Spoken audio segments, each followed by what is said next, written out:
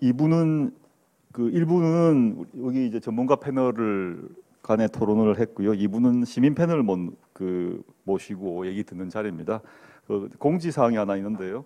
여러분들도 뭐 손 들고 하시기에 시간이 걸리기 때문에 여기 제가 지금 전화기를 하나 받았습니다. 요 전화기인데요. 010-2364-6557 010-2364-6557 여기로 문자를 보내시면 됩니다. 뭐 아까 전문가들의 뭐 우리 네 사람의 얘기든 지금 앞으로 나올 두 분의 시민 패널 얘기든 간에 질문이 있으시면 010-2364-6557로 문자를 보내주시고 보내주실 때 그 성함을 적어주시고요. 특히 여기서 그 주최 측의 얘기입니다만은 전화번호하고 이메일을 문자에 포함시켜 주시면 나중에 추첨을 통해서 선물을 드린다고 합니다. 그래서 그냥 질문만 하지 마시고 성함하고 연락처를 적어 주시면 그에 대해 선물을 보내드리고 하겠습니다. 마지막으로 010-2364-6557 한 번 더 알리겠습니다. 2부에서는 이제 시민 패널과 대화를 나누기로 했는데 원래 예고되었던 패널은 청년, 여성, 노동자, 중소상인 이렇게 네 분인데요. 오늘 여러 가지 시간 관계상 두 분만 모시기로 했습니다. 먼저 그 청년을 대표하는 패널을 모시도록 하겠습니다. 그 조성주님 어디 계신가요? 예, 나와주시겠습니까? 박수로 환영 부탁드리겠습니다.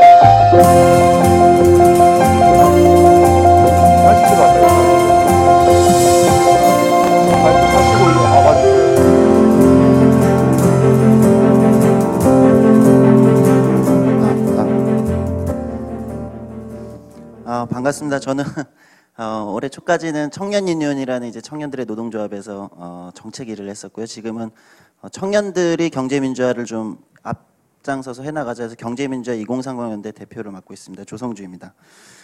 앞에 일부에서 워낙 좋은 말씀들을 많이 해주셔서 저는 지금 청년들의 처해있는 현실 간단히 이야기하고 청년들이 2030 세대가 어떤 정책들을 이번 선거에서 좀 주장할 필요가 있겠는가, 어떤 것들이 해결돼야 되겠는가 이런 걸 좀 말씀드리겠습니다. 현실이야 뭐 암울하죠. 이거는 뭐 여기 계신 분들 다 잘 아실 거라고 생각합니다. 뭐 통계청의 청년 실업률이 7%에서 8%가 나온다지만 실제 한국에서는 취업준비생만 50만 명이 넘고 구직 단면자도 많기 때문에 실질 청년 실업률은 한 22%, 3% 정도 된다고 합니다. 제가 몇 개 나라를 좀 찾아봤어요. 청년 실업률이 20%가 넘는 나라들은 도대체 어떤 꼴을 하고 있는가. 또 공통점이 하나가 있더라고요. 청년 실업률이 20%가 넘으면 보통 나라들에선 청년들이 거리에서 이제 불을 지르기 시작합니다. 뭐 상점을 불태운다든지 약탈을 하기도 하고요. 예를 들면 영국이나 프랑스 같은 데서 이제 그런 일들이 종종 일어나는데요. 사실은 오히려 그게 자연스러운 게 아닌가. 제가 뭐 청년들이 약탈을 하자고 선동하고 있는 게 아니고요. 사실은 그만큼 사회 경제적인 불만이 많이 쌓이는 현실이다. 20%가 넘는다면. 근데 한국은 청년들이 20%, 청년 실업률이 실질 청년 실업률이 20%가 넘음에도 불구하고 한국의 청년들이 오히려 굉장히 착하다. 너무 얌전한 게 아닌가. 오히려 한국의 청년들이 더 얌전하다 이런 생각이 들고요. 최저임금 같은 경우도 지금 현행 최저임금으로서는 사실은 청년들 대부분이 살아가기가 힘듭니다. 통계상 한 60만 명 정도가 아르바이트를 하면서 살아가고 있는 청년들로 볼 수 있는데요. 사실은 이들이 거의 지금 최저임금이 최저 생계를 보장하지 못하는 수준. 물론 대통령 후보들이 최저임금을 여당의 대통령 후보는 잘 모르시더라고요. 뭐 이런 상황이 있고요. 아까 잠깐 말씀해 주셨지만 10대 사망 원인 1위가 자살입니다. 20대 사망 원인 1위도 자살이고 30대 사망 원인 1위도 자살입니다. 원래부터 자살이 1위였냐? 그렇지는 않습니다. 원래는 교통사고나 이런 것들이 젊은 층에서 사망 원인 1위였는데요. 최근에 들어와서 자살이 사망 원인 1위가 됩니다. 또한 최근에 이런 걸 보셨을 겁니다. 젊은 사람들이 가끔 길거리에서 묻지마 범죄라고 가끔 언론들이 쓰는 흉기난동 같은 거죠. 근데 그런 걸 벌이는 그 젊은 사람들의 배경을 보면 사회경제적으로 굉장히 밑바닥에 있는 친구들이었습니다. 저는 묻지마 범죄란 말을 별로 안 좋아하는데요. 절망범죄라고 쓰고 싶습니다. 이유가 없는 범죄는 없다. 그 사람들이 왜 범죄를 저지를 수밖에 없을 만큼 사회적으로 고립되는가 이런 고민이 많이 들고요. 또 청년들이 많이 겪고 있는 문제 중 핵심적인 문제가 주거의 문제입니다. 사실은 부동산이 너무 폭등하고 저는 이건 기성세대에 일정 정도 책임이 있지 않은가. 부동산 투기 열풍으로 우리 부모 세대가 투기 열풍에 휩싸였을 때 다음 세대에 그만큼의 집을 장만할 수 있는 것들이 없어졌습니다. 대학생들은 뭐 대학들이 적립금을 수천억씩 수조 원씩 쌓아놓는 적립금 장사를 하면서 정작 대학의 기숙사 수용률은 전체 합쳐도 18%밖에 되지 않습니다. 나머지 젊은 대학생들은 다 거리에서 집을 구해야 되는데요. 그러다 보니까 돈은 없고 집은 비싸지고 이러다 보니까 대부분의 젊은 사람들이 가장 많이 가는 곳이 고시원입니다. 최근에 수도권에서 고시원 숫자가 한 3,000개 초반에서 지금 6,000개에 달하고 있습니다. 최근 5년간 2배 정도 늘어나고 있는데요. 굉장히 심각한 수준입니다. 저는 그래서 이번에 대선에서 우리 청년들이 첫 번째 가장 먼저 요구해야 될 거 일자리, 고용입니다. 지금 청년고용할당제 같은 거 공공부문에서 좋은 일자리가 너무 많이 줄어들었기 때문에 이 청년고용할당제를 적극적으로 주장할 필요가 있겠다. 사실은 17대 국회, 18대 국회 매번 나왔던 얘기지만 한 번도 실현된 적이 없는 정책입니다. 좀 더 많은 청년들이 적극적으로 주장할 필요가 있다고 보고요. 최저임금입니다. 많은 사람들이 최저임금 이 정도면 충분한 거 아니냐, 뭐 한 5천 원 주면 충분한 거 아니냐, 뭐 이렇게 생각하는데요. 저는 액수보다 더 중요한 것은 최저임금을 가지고 무엇을 할 수 있을까입니다. 아까 한홍구 선생님 잘 말씀해 주셨는데요. 작년에 일본의 도쿄의 최저임금이 시간당 837엔입니다. 물론 일본은 물가가 비싸다고 하죠. 그러나 거기는 837엔에 1시간 일해서 최저임금을 받으면요. 돈가스 덮밥이 500엔 정도 합니다. 그리고 스타벅스 커피가 300엔 정도 합니다. 1시간 일해서 돈가스 덮밥을 식당에서 사 먹고 스타벅스 커피를 마실 수 있다는 거죠. 우리 제육덮밥 하나를 사 먹기가 힘든 수준입니다. 최저임금을 좀 획기적으로 올려야 된다는 거예요. 주거도 중요합니다. 대학생들의 기숙사 획기적으로 높일 필요가 있고 또는 30대 초반 주거 문제. 1인, 이제는 1인 가구, 2인 가구가 대세인 시대입니다. 우리가 사회가 인정해야 되지 않을까. 1, 2인 가구를 위한 주거 정책이 대선 후보들이 내야 될 거라고 생각합니다. 정치 여전히 청년들한테 중요한 문제인데요. 청년들이 말하는 정치 혁신의 가장 중요한 건 다양성인 것 같습니다. 좀 더 다양한 정치. 좀 더 다양한 정치를 선택할 수 있게 또는 스스로 할 수 있게 해달라. 그런 면에서 사실은 정당명부 비례대표제 도입이나 더 많은 정치적 다양성이 공존할 수 있는 정치 혁신이 필요하다고 생각합니다. 예. 그래서 사실은 지금 한국의 2030 세대는 우리가 살아갈 미래를 우리 스스로 선택하자 이런 상황에 있지 않은가. 저는 이번에 나온 유력 대선 후보 3명을 보면서 좀 묘하다. 과거, 현재, 미래를 뭔가 상징하고 있는 후보들 아닌가. 저는 그래서 한국의 2030 세대가 대선에서 과거를 잘 평가하고 현재의 갈등을 어떻게 해결하고 어떤 미래로 나아갈 것인가에 대해서 진지하게 고민하고 함께 토론하고 그리고 실천해 나갈 수 있었으면 좋겠습니다. 예, 마치도록 하겠습니다. 조성주님 수고 많으셨고요. 여기 안으로 오시죠. 여기 가운데 오서 앉으시고 일단 청중분들 중에서 질문을 받겠습니다만 일단 우리 옆에 계신 우리 김원태 교수님이 짤막한 코멘트 한번 해주시고 그 다음에 청중분들에게 기회를 드리도록 하겠습니다. 김 교수님. 예, 저는 지금 여러 가지 말씀해 주셨고 실제로 너무나 문제가 심각하다는 거를 느끼고 있습니다. 이런 얘기가 있습니다. 혹시 들으신 적이 있으신지 모르겠지만 강남의 사립초등학교에서는 입교 시킬 때 아버지 직업을 묻지 않는다는 거죠. 할아버지의 직업을 묻습니다. 그 얘기는 사실은 참 이게 가슴 아픈 얘기인데 아버지가 변호사든 의사든 상관이 없다는 거죠. 돈 얻기는 똑같고 할아버지 때 부자여야지 부동산을 가지고 있기 때문에 돈이 많은 집이라는 걸 알 수 있다는 얘기입니다. 결국 이 얘기는 무슨 얘기냐면 사실 노력하고 열심히 일을 해서 아무리 공부를 잘하고 좋은 회사를 들어가도 강남에 집을 살 수는 없다. 그걸 이제 의미하게 되는 거죠. 그래서 지금 사회는 그만큼 이제 계급 사회로 전 진입을 하고 있다고 생각합니다. 이 계급 사회로 진입하기 전에 막아야 된다. 그래서 제가 굳이 말씀을 드리자면 저는 특정 저자를 폄하할 의도는 없지만 아프니까 청춘이다가 아니고 아프면 소리를 지르셔야 됩니다. 그래서 이 최근에 이제 청년들이 많은 경우에 이 여론조사를 보면 실제로 이른바 자유주의 성향, 내 원칙, 내 가치, 내 생활, 내 취미 이런 걸 중시하는 경향이 나타나는데 사실 그 이상의 연대와 투쟁이라는 거, 이 연대와 투쟁의 가치라는 게 어떻게 보면 자유주의자들의 어떻게 보면 가치나 이상을 넘어서는 거기 때문에 이 연대와 투쟁을 좀 더 실천을 해야 된다. 그래야지 노력해야지 잘 살 수 있는 세상이 오는 거 아니겠느냐 그런 생각이 듭니다. 청중분들 중에서도 우리 청년 패널에게 그 질문하고 싶으신 게 있으시면 문자 보내셔도 좋고요. 바로 지금 손 드셔도 됩니다. 손 드시고 싶은 분, 손을 들으셔서 직접 말씀하고 싶은 분은 지금 바로 손 들어주시기 바랍니다. 잠깐 기다리시는 사이에 우리 정 원장님 하실 말씀 좀 해주시죠. 예, 그 얘기 중에 지금 청년들이 어려운 거는 제가 50대인데 우리들이 만든 겁니다.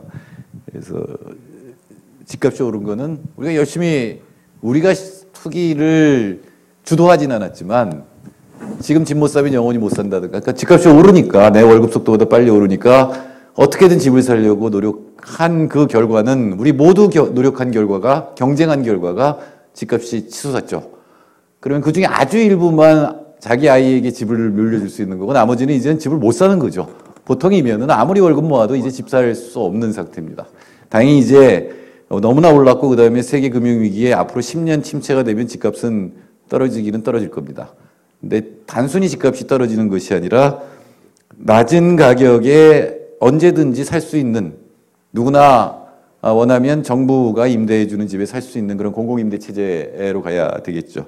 그래서 지금 앞으로 이제 가계 부채 때문에 집값이 폭락하면 이제 경제 위기니까 집값 폭락을 막는 대신에 정부가 그 집들을 사들여서 공공임대주택으로 전환하는 정책을 써야 된다는 생각이 듭니다. 또 하나는 사실 그 대학교 기숙사는 말이 안 되는 얘기죠. 제가 오늘 나오다가 기사를 봤는데 이 사립대학교들이 종합편성 채널, 그러니까 조선일보, 동아일보가 만든 그 TV 채널에 투자한 게 1240억이던가? 그래요. 돈 하나도 없다 그러는 애들이 아니 도대체 종편이 대학교하고 무슨 관계가 있어요. 고려대학교 제일 많이 했습니다. 물론 동아하고 연관이 돼 있을 테니까 그랬을 텐데 그렇게 쓸데없이 전국에 땅 갖고 있는 것들 그거만 현재 기금 가지고 갖고 있는 것만 처분해도 기숙사 문제만은 단번에 해결할 수 있다. 이것도 간단합니다. 그러니까 지금 대학교가 가지고 있는 토지에 대해서 세금 안 물릴 거예요. 근데 그냥 다른 토지와 마찬가지로 종부세 때리면 다 내놓게 될 수밖에 없고 그 내놓은 거 땅 판 돈 가지고 지금 기숙사 짓는 것들. 하여튼 이런 것들 아까 청년 고용 할당제 얘기를 했습니다만 여태까지 이제 청년들이 3% 요구했는데 한 5%까지 돼도 전혀 무리 없다. 이런 생각이 듭니다. 너무 지금 조성주 대표가 좀 과감한 요구라고 하셨는데 좀 더 요구하셔도 됩니다. 그리고 지금 지나치게 위쪽으로 지금 모든 재산이 가 있어요. 아까 우리 할아버지 재산 얘기가 나왔는데 그 할아버지들 재산 갖고 있으면 굉장히 경제 해대거든요. 그러니까 지금 이 나이 많은 사람들이 가지고 있는 재산이 밖으로 풀려 나올 수 있도록 만드는 정책을 써야 되는 거죠. 그거는 결국은 가장 간단한 방법은 자산세입니다. 그러니까 많이 가지고 있는 거에 대해서 누진적으로 자산세를 물려서 결국은 거기서부터 지금 너무 많이 갖고 있는 게 공급되고 그 공급에 의해서 가격이 떨어지도록 만들고 그거를 정부가 구입해서 이제는 집 사는 거 갖고 걱정 안 했으면 좋겠다. 좋은 세상. 이거를 물론 5년 만에 만들기 어렵지만 10년을 짓고 나면 틀림없이 할 수 있습니다. 그리고 그 10년 동안 사실 저희가 참여정부 때 종부세 만들 때도 난리가 났었어요. 그게 한나라당만 난리친 게 아니라 열린우리당 국회의원들도 난리쳤어요. 그러니까 그런 것들에 대해서 그리고 그때 시민들도 그랬어요. 집값이 올라야 된다고 생각하는 시민들이 굉장히 많았는데 이제는 모두 그 폐해를 알았기 때문에 우리 아이들이 집에서 자기 집 또는 걱정하지 않는 집에 살 수 있도록 하려면 지금부터 서서히 집이 내려가도록 그리고 그렇게 만드는 세제들 그런 것들에 대해서 찬성하는 그리고 그런 걸 갖다가 집행할 수 있는 그런 정부를 만들어야 되겠죠. 우리 조성주님 두 분 말씀 들었는데요. 의견 네. 한번 어떠신지. 맞는 말씀이죠. 사실은 그 김한태 선생님 교수님 말씀대로 그러니까 한국의 청년 세대 2030 세대가 본인들이 바라는 미래, 본인들이 어떤 세상을 살 거냐에 대해서 좀 더 진지하게 생각을 더 고민을 깊이 해야 되는 시점에 있다고 생각합니다. 물론 이제 기성세대나 사회에 요구할 것도 있지만 저는 그런 측면에서 최근에 한국의 2030 세대가 그나마 정치에 조금씩 관심을 가지기 시작한 건 굉장히 긍정적인 신호다. 이 긍정적인 신호를 어떻게 후보면 후보, 캠프면 캠프 또는 시민 정치 세력, 시민 단체가 어떻게 이걸로 잘 좀 모아서 무엇을 위해 쓸 것이냐? 저는 이게 다음 세상과 다음 세대를 위한 뭔가를 좀 써야 된다, 투자해야 된다고 생각하거든요. 저는 그래서 저희가 이제 경제민주화 2030에서 그런 선언받기 운동을 하고 있어요. 나는 집을 사지 않을 것이다. 집에 살 것이다. 예를 들면 나는 투기하지 않을 것이다. 정당하게 예를 들면 나는 탈세하지 않을 것이다. 대신 납세할 수 있는 일자리를 달라. 예를 들면 한국의 2030 세대가 저는 김현태 선생님 말대로 다른 사회적 가치, 연대와 다른 사회적 가치를 주장하면서 자신들의 경제적인 문제를 해결해 나가는 이런 시기에 와 있지 않나 이렇게 생각이 들었습니다.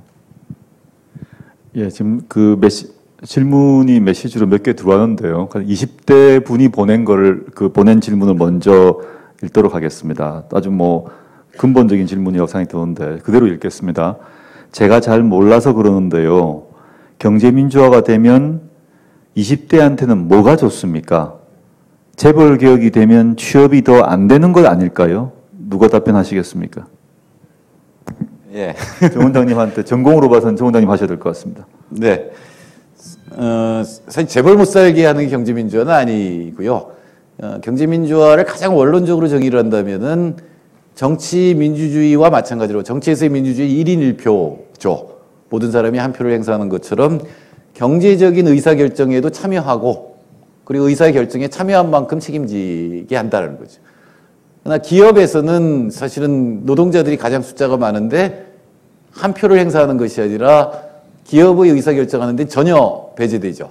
그런데 경영을 잘못해서 문제가 생기면 아무런 의사결정에 참여하지 않은 노동자들이 거의 모든 책임을 다지는 지금 쌍용 사태가 바로 그런 겁니다. 결국은 경제 문제에서도 의사결정에 참여하게 한다. 그거는 모든 단위에서 정부 정책에도 참여하게 하고 그리고 기업 내에서도 노동자의 목소리가 반영되도록 하는 정책을 만든다.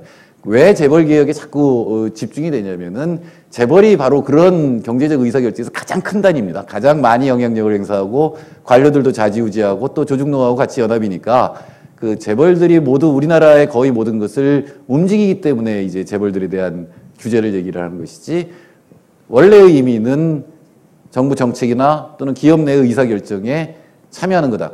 지금 조성주 대표가 지금 얘기를 했습니다만 이런 얘기들이 정책에도 반영이 되고 실제로 실천이 되면은 바로 젊은 세대들에게 가장 큰 이익이 돌아갈 거라고 봐요. 왜냐하면 세대로 보면은 기득권 세력은 40, 50대예요 이미. 그리고 그 위에 이미 자산을 많이 가지고 있는 사람들이 기성세대고 기득권이고 대기업이 기득권자들이고 이들의 권리가 권리가 좀 더 민주적으로 된다면 이 청년들이 차지할 수 있는 그런 목소리 그리고 청년들을 위한 어떤 정책들 그리고 청년들 일자리 이런 것들이 훨씬 더 많이 늘어날 수 있겠죠. 재벌들은 사실은 많이 성장을 해도 고용은 늘어나지 않습니다.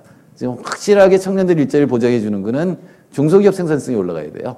중소기업 일자리가 88%인데 청년들의 80%가 대학을 가고 그럼 80% 중에 12%만 취직하는 거 아니에요? 대기업이니까 돈 많이 썼으니까 괜찮은 일자리 간다 그러면. 그래서 언제나 56%, 66%가 정체될 수밖에 없는 상황이거든요. 이게 쌓이면 점점 일자리 구하기가 힘들어지죠. 결국은 중소기업들의 생산성을 올려서 중소기업들이 임금을 많이 주고 청년들이 중소기업에 가는 게 아무렇지도 않고 자랑스러운 그런 직장이 되도록 만드는 건데 그걸 가로막고 있는 게 뭐냐라고 하는 거죠.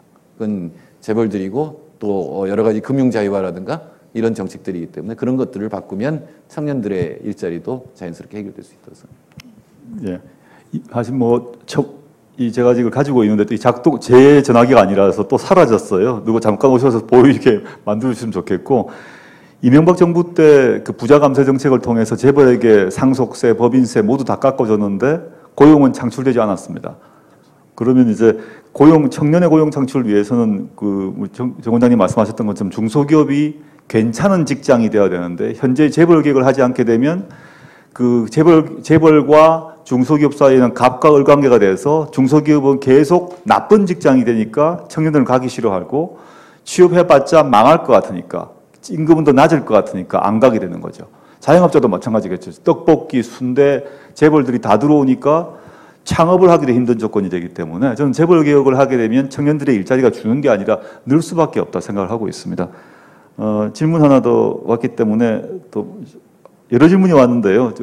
그 청년 관련 문제에 한해서만 제가 읽도록 하겠습니다. 청년들 중에서 자기 삶이 정치와 연결되어 있다고 생각하지 않는 사람이 많은데 청년들의 정치적 무관심을 극복하기 위해서 어떤 활동을 하고 있나요? 또는 해야 되나요? 이건 뭐 조 대표님이 말씀하시는 게 좋을 것 같습니다. 예, 맞습니다. 사실은 한동안은 두 가지 측면에서 생각해 볼 수 있을 것 같아요. 한동안은 한국의 청년 세대가 정치에 무관심했다, 탈정치화되고 있는 거 아니냐 이런 비판들이 많았습니다. 물론 최근에 이제 투표율이 젊은 세대 투표율이 좀 올라가고 있고 사실은 청년들이 예를 들면 어떤 그 정치에 관심도가 좀 높아져 가고 있긴 하지만 여전히 부족한 지점이 많습니다. 근데 저는 그 배경에 뭐가 있을까? 왜 그렇게 됐을까? 두 가지가 있는 것 같습니다. 하나는 교육에서 우리는 너무 정치를 마치 나쁜 것처럼 가르치는 게 있어요. 일례로 예를 들면은 민주주의는 그냥 당연한 게 아니고 학습되는 거라고 생각하거든요. 근데 한국의 청년 세대한테 민주주의나 정치라는 것은 접할 기회가 없었다고 생각합니다. 그리고 본인이 투표권을 가졌을 때 어떤가. 사실은 생애 첫 투표자 19세 투표율은 상당히 높은 편이거든요. 굉장히 높습니다. 30대보다도 높게 나타납니다. 근데 그러면 첫 투표를 하고 나서 그 다음에 왜 투표율이 20대 전반, 20대 후반으로 가면 투표율이 가장 많이 떨어집니다. 왜 그럴까? 그 시기까지 정치가 자신과 관계에 있다는 것을 깨닫지 못한다. 실제로 한국 지금 과정에서는 정치가 그 시기에 사람들에게, 청년들에게 사실 해준 게 없어요. 그러니까 내가 첫 투표를 할 때는 정치에 열심히 참여를 했다가 그 다음에 점점 떨어지는 겁니다. 그러다가 청년들이 언제쯤 정치에 관심을 가지냐면요. 30대. 결혼하거나 아이를 낳게 되면 이제 보육이나 이런 문제들은 집의 문제들이 생기니까 정치 30대 되면 조금씩 더 가지게 되거든요. 직장 생활을 더 하건 한다던가. 그래서 저는 청년들이 정치에 더 관심을 가지게 하기 위해서는 그들의 경제적인 어떤 조건을 좀 풀어줄 필요가 있겠다. 이런 생각이 좀 들고요. 또 하나는요.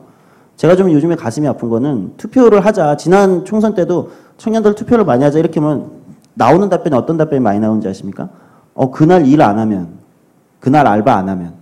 실제로 굉장히 많은 청년들이 대학생들이나 또는 20대 후반, 30대 초반 청년들이 일을 하거나 아르바이트를 하느라고 등록금을 벌기 위해서 투표 당일날 근데 이런 일들은 대부분 다 당일날 일을 할지 안 할지가 하루 전날 이런 데 결정되거든요. 그러니까 자기가 투표를 할 수 있을지 없을지가 결정이 안 돼요. 저희가 최근에 그래서 투표시간 연장을 위한 운동들을 굉장히 적극적으로 하고 있습니다. 지금 16일째 촛불 집회를 영풍문고 앞에서 하고 있거든요. 왜 청년들이 투표시간 연장을 적극적으로 요구하는가? 실제 많은 2030 세대 청년들이 하고 싶어도 하지 못하는 경우가 너무 많다. 중앙선관위 조사했다면 비정규직 노동자들 중에 약 60% 정도가 그날 일을 하기 때문에 일을 했다고 합니다. 그래서 투표할 기회가 쉽게 없었다 이렇게 답변을 하거든요. 많은 청년들도 그런 상황에 있습니다. 그래서 청년들의 참정권 보장을 위한 운동을 열심히 하고 있습니다. 예. 그다음에 추가로 들어온 질문이 있는데 짧게 읽겠습니다. 청년은 실업 문제, 노인은 복지가 급하니 청년 일자리 창출이 되면 노인 복지는 잘 해결될 것이다. 이주훈 선생님께서 우리나라는 동방 예의지국이기 때문에 노인 복지까지 다 해결하자 이런 말씀 주셨고요. 답변을 특별히 할 건 아닐 것 같습니다.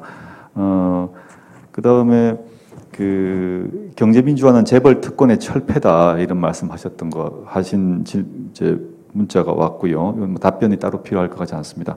그럼 이어서 지금 오랫동안 기다리셨던 노동 쪽 패널 분을 초대하도록 하겠습니다. 김영하 선생님 나와주십시오. 박수로 맞아주십시오. 네.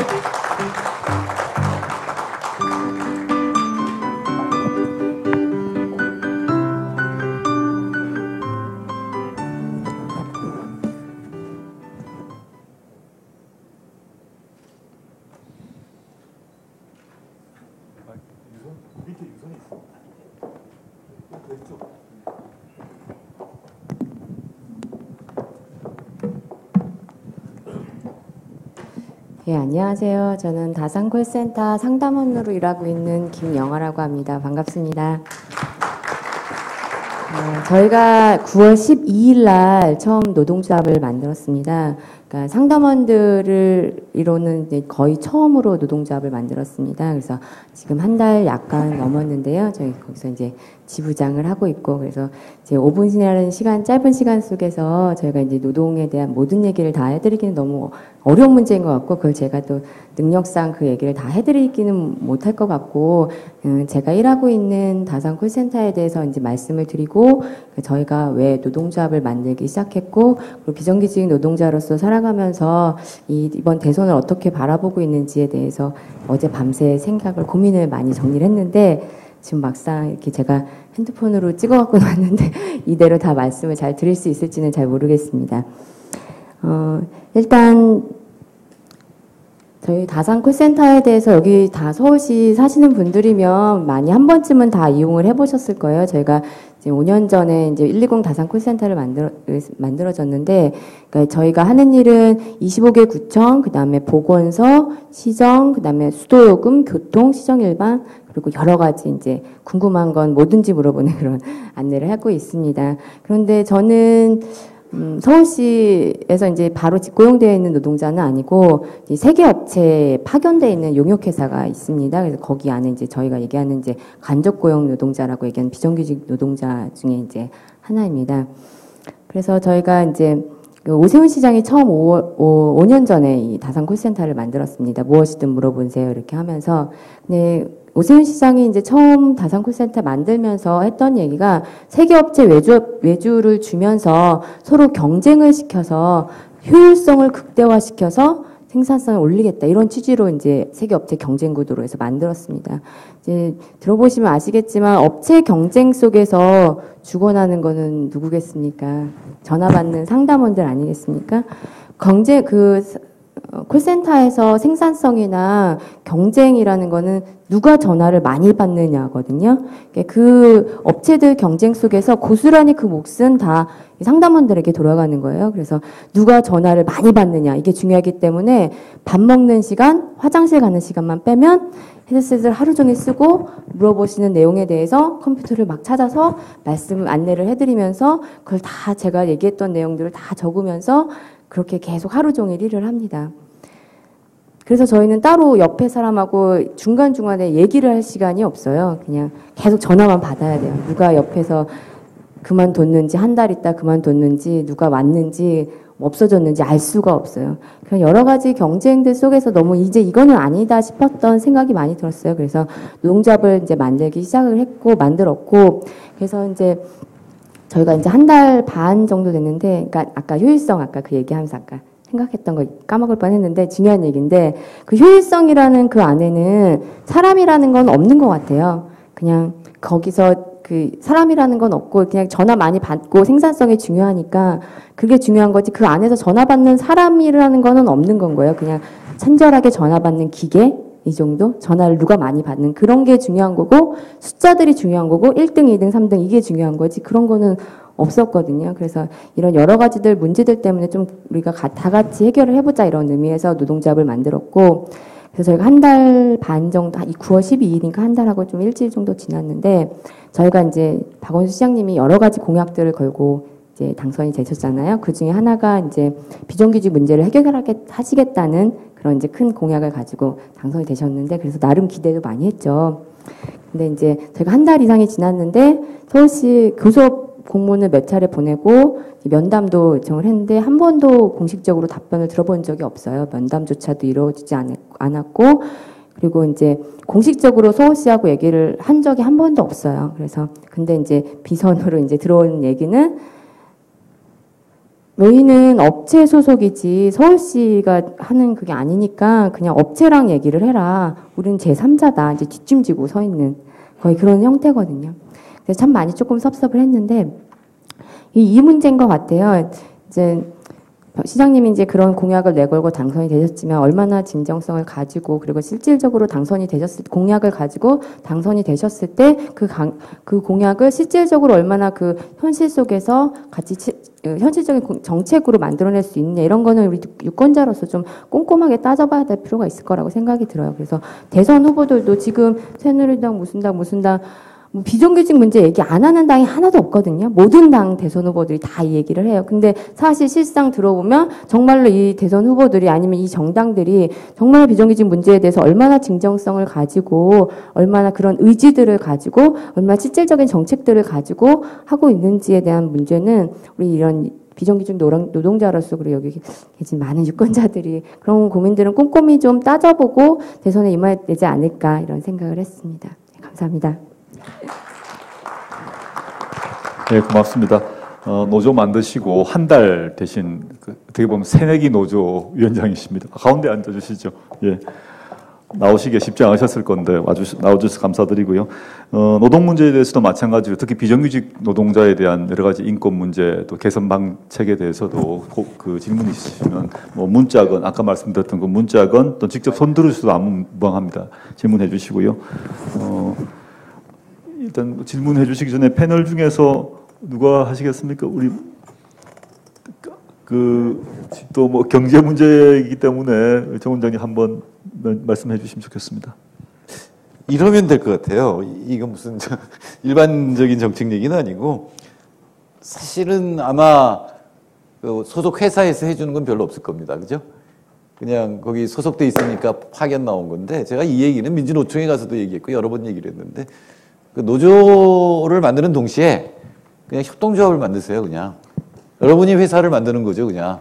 그리고 서울시에 이 정부 조달의 사회적 기업 우대 정책이 있어요. 그러니까 기존 회사하고 경쟁하면 이깁니다, 여기가. 그러니까 우대 정책 때문에. 그러면 그냥 협동조합인 동시에 자기들끼리 정하면 될 거 아니에요? 그러니까 어느 정도의 업무를 갖다가 어떻게 처리할 건지. 그래서 그런데 만일에 떨어뜨리면 이제 박원순 시장을 탄핵해야죠. 예, 비정규직 얘기는 뭐 일반적인 얘기 좀 일단. 예, 알겠습니다. 중간에 한 분이 보내셨는데요. 우리 그 여성 지금 또 아마 누구에게 보내는 건지 모르겠습니다만 시민 패널 두 분에게 모두 보내는 것 같습니다. 화이팅 하세요. 응원할게요. 파이어라고 오셨습니다. 두 분 모두에게 보내는 거라고 생각이 들고요. 아마 파이어, 불을 발사한다 이런 의미라고 생각이 듭니다. 근데 한홍구 교수님이 답하셔야 될 것 같은데요. 이번 기회에도 날린다면 노동자와 청년 서민의 삶은 어찌 되나요?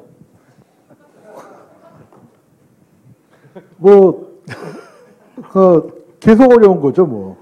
왜냐면은 가진 게 많지 않기 때문에 잃을 것도 많지 않은데 잃어버리는 게 뭘 잃어버리냐면 기회를 잃어버리고 미래를 잃어버리는 거죠. 암담한 현실이 갑자기 박근혜가 됐다고 이명박에서 박근혜가 됐다고 뭐 갑자기 뭐 망하듯이 되겠습니까? 그런 면에서는 큰 변화가 없을 것 같고요. 저는 이제 그 마이크를 잡은 김에 청년들한테 이제 사실 뭐 지금 청년들이 겪고 있는 문제를 뭐 저희가 어느덧 기성세대가 됐고 책임을 져야 할 세대가 됐는데 한국의 청년들이 진짜로 제기 안 하는 문제가 하나가 있는데 전 꼭 좀 이 문제를 같이 풀었으면 좋겠는 게 뭐 제가 평화운동을 하고 있어서도 그렇지만 군대 문제입니다. 도대체 군대라는 체험이 한국 사람들의 심성을 어떻게 바꿔놨는가. 그리고 군대식 사고방식. 그리고 군대에서 돈 받고 일을 하셨나요? 그러니까 이게 우리가 아주 어렸을 때부터 돈 안 받고 일해본 경험이 너무 강하게 쌓여 있고요. 무조건 하는 거죠. 시키면 까라면 까는 거지 뭐 잔말이 많습니까? 그런 관계가 노동 현장에서 그대로 이어지는 거거든요. 저는 반값 등록금 문제건 뭐 청년 문제건 간에 아까 이제 요구를 안 한다고 하셨는데 좀 세게 요구 좀 했으면 좋겠어요. 우선 그 남자 청년들, 군대 가게 되는 청년들 여러분 어떻게 생각하세요? 군대 지금 얼마 받냐면요. 그러니까 그 10만 원 받습니다. 한 달 일하고요. 사실 청춘의 24시간을 다 바치고요. 그 군대 빼먹고요. 군대 빼먹고, 예컨대 하다못해 노동 그쪽으로 빠지면은요. 아마 못 받아도 150만 원 받을 거예요. 2년 근무기간 합치면은 얼마 차이 나냐면 3천만 원 차이 나거든요. 이런 불평등이 어디 있습니까? 저는 국가가 이 불평등을 메꿔줘야 돼요. 우리 대한민국 헌법 중에서 제일 무시당하고 있는 게 31조 2항입니다. 31조 1항은 모든 국민은 국방의 의무를 진다고 32조 2항이 뭐냐면 대한민국 국민은 병역의 의무로 인해서 불이익을 받지 아니한다. 웃기는 소리가 듣습니다. 우리 대한민국 헌법에 있지만 군대 갔다 오신 분들, 특히 현역으로 복무하신 분들 불이익을 받지 않으셨어요? 그 불이익을 메꿔준다고 대한민국 국가에서 하는 건 맨날 남자 여자 싸움 붙이는 가산점 문제거든요. 저는 이렇게 군대에도 최저임금 주자.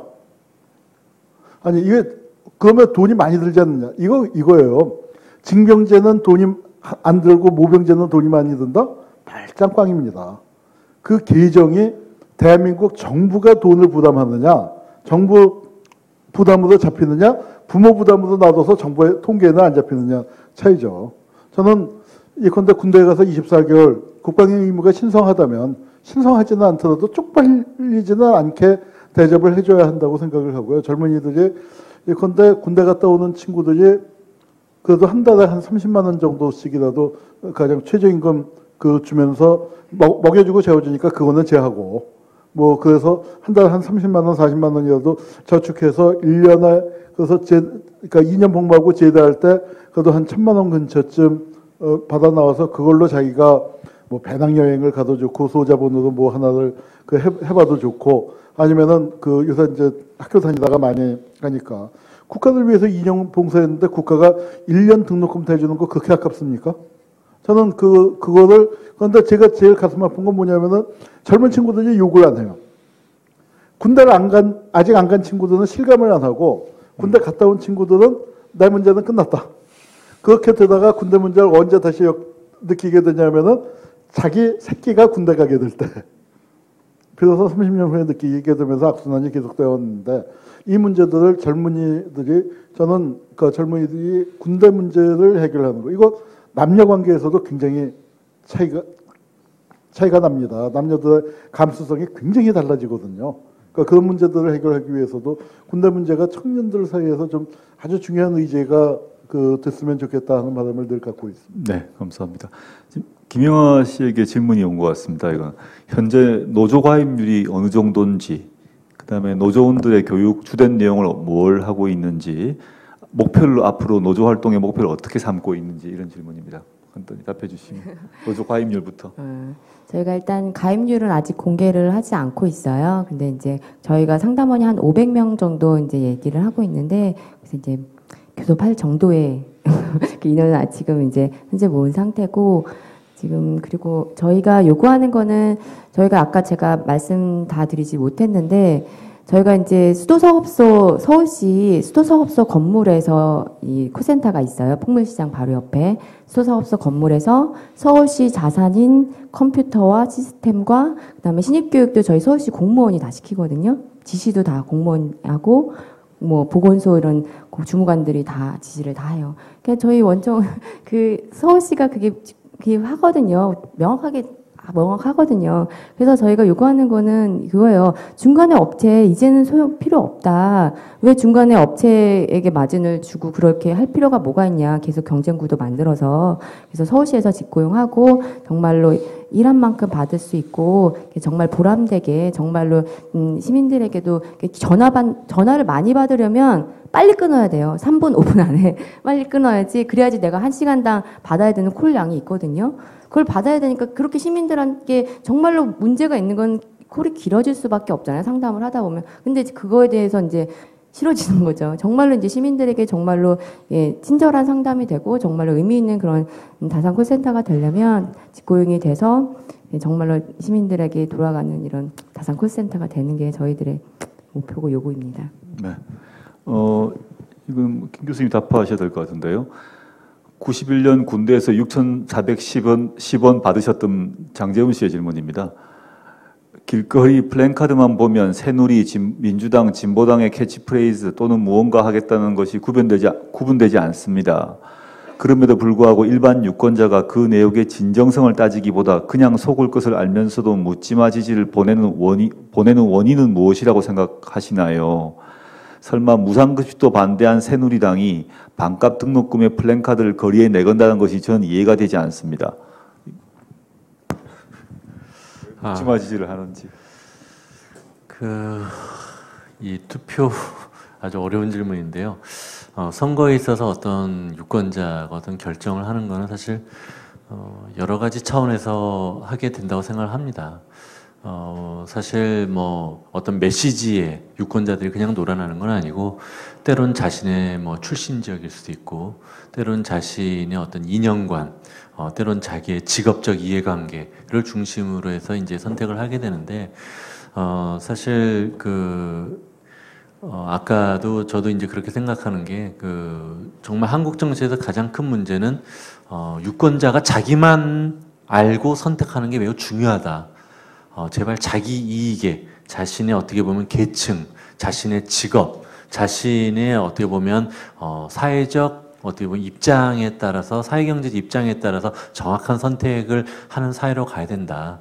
자칫 어떻게 보면 어떤 오히려 이념적으로 이제 안보라든지 이런 또는 부모님의 출신 지역 이런 부분을 무작정 자꾸 따라가는 것은 오히려 어떻게 보면 자신의 이익에 기반한 투표보다는 못한 선택이 될 가능성이 높다. 그런 의미에서 그런 캐치프레이즈 또는 메시지에 대해서 가장 어떻게 보면 속지 않는 아니면 정확히 판단할 수 있는 것은 자기한테 정말 실질적으로 자신의 삶에 가장 좋은 정책을 내줄 수 있는 그런 정당 또는 가치 노선을 가진 후보가 누군지를 판단하는 게 제일 중요하다고 생각합니다. 네, 감사합니다. 지금 여기 자리가 하나 비어 있는 이유가 있습니다. 예고가 아마 되었을 것 같은데요. 오늘 이 자리에 나오셔서 마이크를 잡고 한 말씀 하시고 여기 앉으시고 패널에게 질문할 수 있는 기회를 한 분에게 드릴 겁니다. 그래서 생각해 보시고 손을 들어 주시고요. 잠깐 쉬어가는 의미에서 전자개표기 사용 위험성 동영상을 유튜브에 올리셨고 이회수 선생님의 추천으로 3일 만에 조회수 6만 건이 도달했습니다. 그 동영상을 만든 장보님께서 질문을 하셨는데요. 한홍구 교수님에 대한 질문입니다. 한 교수님 외모는 4위지만 재미있게 말씀하시는 것은 1등입니다. 질문은 따로 있습니다. 한 교수님 머리는 감고 오셨습니까? 단답형입니다. 예, 머리는 감고 오셨나고? 두 번 감은 것 같네요. 집에서 감고 나오고 땀으로 한 번 더 감고. 한 교수님의 입담은 제가 봐서는 우리나라에서 뭐 일본 말입니다. 몇 대 구라 합니다만은 우리가 주로 선배 구라를 많이 얘기하지 않습니까? 황석영 씨부터 해서 여러 명 있습니다만은 저는 저희 또래의 구라로는 아마 최고 구라가 2명이 있는데 그 중에 한 명이 한홍구다라고 저는 확신하고 있습니다.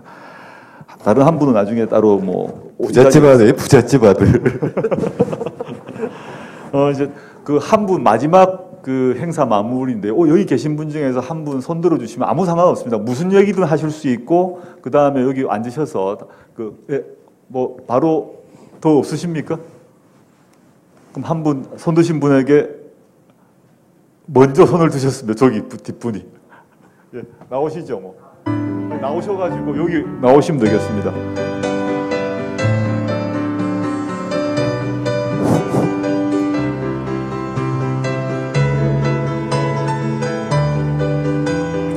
소개해 주시고 발언해 주시면 좋겠습니다. 안녕하십니까. 만나서 반갑습니다. 저는 상봉동에 사는 조종걸이라는 사람입니다. 제가 하는 일은 우리 동네 도움이라고요. 제가 개발한 건데 생활 도움이거든요. 그러니까 우리가 일반적으로 생활할 때 보면은 여러 가지 애로 사항들이 있잖아요. 이걸 저렴한 서비스 비용을 받고 그것을 해결해 주는 그러한 일을 하고 있습니다. 그리고 의뢰가 없을 때는 고물도 줍고 그러면서 살고 있습니다. 네, 제가 여기 나온 이유는요.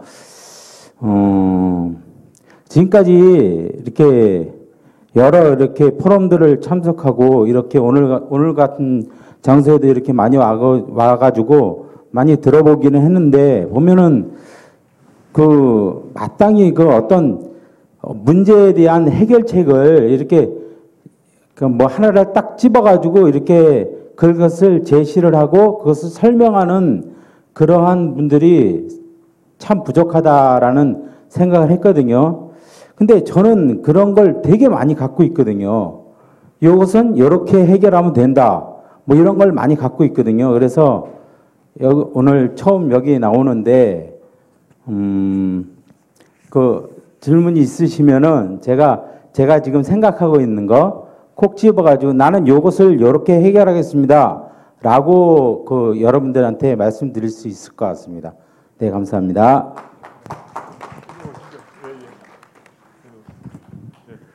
그 지금 패널 분에게 따로 하나 질문하실 거는 아니신 거 그건 아니시죠? 예. 그러시면 지금 그 자리 자체는 지금 다 찼습니다만 한 분만 더 발언 기회를 더 드리도록 하겠습니다. 한 분만 손 들어주시면. 이 앞에 먼저 손을 드셨습니다. 아까부터. 예, 그럼 예. 예, 그렇게 하시면 되겠습니다. 예. 소개해 주시고 발언해 주십시오. 아, 저는 아까 그 문자를 보낸 사람입니다. 저기 한웅국 교수님한테 머리 감으셨냐고 물어본 사람이고요. 저도 시민운동 하고 있는데요. 그 아까 전자개표기 그 잠깐 전 짧게 말씀드리겠습니다. 그 4.11 총선 때 그 개표 개표 예측하는 게 있었잖아요. 그 예측을 했는데 방송에서 예측한 게 안 맞았습니다. 안 맞았는데 이제 그 원인을 갖다가 이제 뭐 그 조사성의 한계의 기술성이 뭐 한계적인 문제가 있다라고 얘기를 했는데 저는 좀 다른 소설도 좀 써봤어요. 이게 뭐냐면 전자개표기를 조작을 하면 굉장히 쉽게 그 투표 결과를 영향을 미칠 수가 있거든요. 그래서 그걸 갖다가 이제 제가 동영상에 올렸고요. 여러분들이 이제 저 도와주시는 방법은 간단합니다. 트위터에서 전자개표기 검색하신 다음에 그 트위터 글 올라오면 리트윗 해주셨으면 그거 좀 부탁드리려고 올라왔습니다. 이상입니다. 네, 네, 감사합니다. 예. 저희가 이 대관 시간이 있기 때문에 이제 마무리를 해야 될 것 같습니다. 사실 뭐 나오신 패널들에게 모두 마무리 발언을 기회를 드리고 싶지만 그럴 수는 없을 것 같고요. 그래도 가장 연장자처럼 보이는 한 교수님께서 마무리 한번 해주시면 좋겠습니다. 앞으로는 머리 감고 나오도록 하겠습니다. 그리고 이제 젊은 분들께 말씀드리지만 역사에서 보면은 늘 그냥 주어진 적은 단 한 번도 없습니다.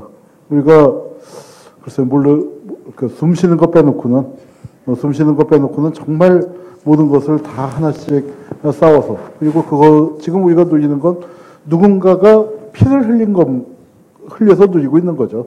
이렇게 그러니까 뭐 여성이 돌아다닐 수 있다, 배울 수 있다, 투표할 수 있다. 그건 남자도 마찬가지죠. 남자도 뭐 여기서 지금 그러니까 150년 전에는 그 절반쯤은 그 노비나 뭐 천민이었을 테니까요.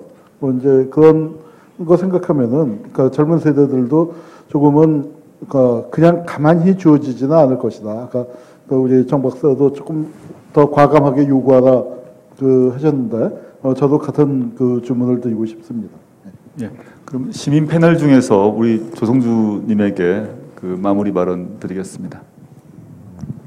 예, 저는 오늘 이런 자리가 사실 지금 굉장히 의미 있는 자리라고 생각합니다. 사실 지금 뭐 좋은 후보 2명이 야권에서 그 2분이 나오셨잖아요. 그래서 뭐 많은 시민사회 분들도 이제 뭐 각자 캠프로 뭐 자신들의 정책을 실현시키기 위해서 가시기도 하고 또는 이제 각 캠프별로 또 양쪽에 다 경쟁력이 있으니까 많은 시민들이 또 참여를 하기도 합니다. 그러나 아까 앞에서 이제 패널분들이 말씀해 주셨지만 시민들이나 국민들 입장에서는 우리가 바라는 민생 정책이나 우리가 바라는 요구들이 계속해서 선거에 이기고 나서도 계속해서 실현돼 나가도록 우리가 또 힘을 써야 되잖아요. 그런 측면에서 장 내만이 아니라 어떻게 보면 장 외에 어떤 이런 힘들이 계속 유지될 때만이 사실 그 장 내에서 누가 이길지는 모르겠지만 성공하는 사람들도 이기는 사람들도 실제 시민들의 압력을 통해서 자신들이 갈 수 있다고 생각해요.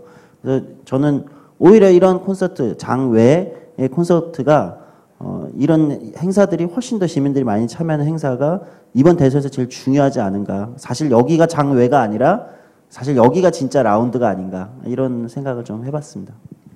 맞습니다.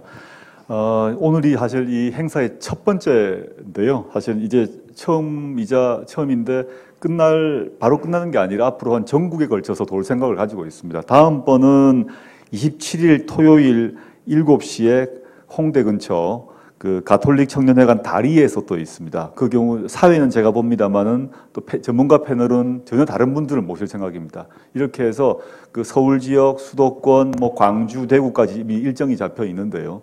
한번 대선 전에 가능하면 10월 말 11월 초까지 전국을 한번 돌 생각을 가지고 뭐 저와 시민단체 여러 활동가분들이 같이 힘을 모으고 있습니다.